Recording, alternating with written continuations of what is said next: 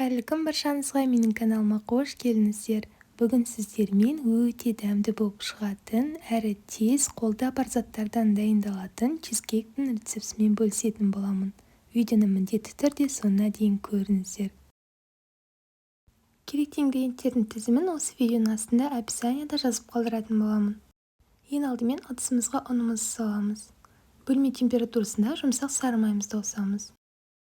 Жақсылап араластырамыз.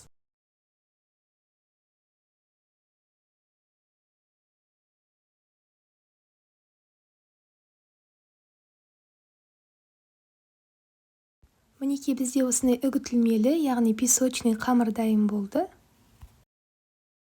Дайындап алған массамызға қантымызды қосамыз. Бір жұмыртқа қосамыз. Тағы да жақсылап араластырамыз.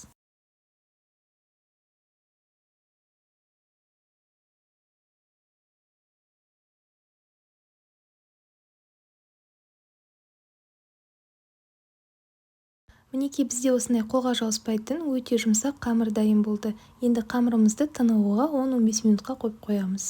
Чизкейкіміздің салмасын дайындап алатын боламыз. Ыдысымызға сүзбемізді саламыз.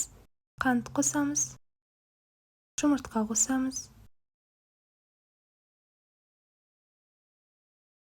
Қаймағымызды саламыз. Барлығын жақсылап блендердің көмегімен араластырамыз.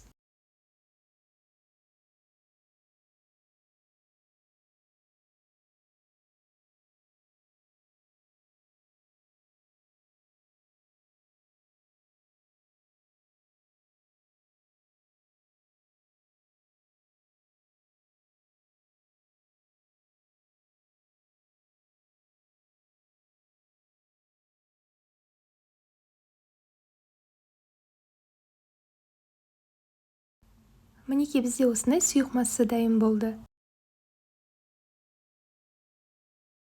Мен осындай темір формамда пісіретін боламын. Формамның диаметрі 24 см. Чизкейкіміз жауыспас үшін астына пергамент қағазын немесе сары майды жағып шықсаңыздар болады.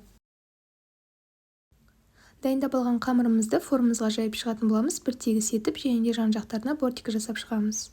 Егер де қамыр қолыңызға жабысып тұрған болса, кішкене ұн сеуіп алсаңыздар болады. Бетіне дайындап алған салмамызды құямыз.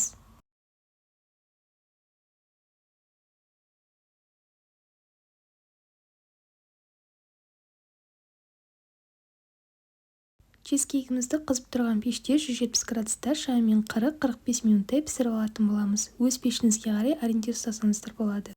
Мінекей біздің чизкейкіміз дайын болды. Өте дәмді болып шықты, әрі тез дайындалу жолы. Қолда бар заттардан дайындалады. Сіздер де міндетті түрде дайындап көріңіздер, ас болсын. Ал егер де сіздерге менің видеом ұнаса, лайк басып, комментарий жазуды ұмытпаңыздар.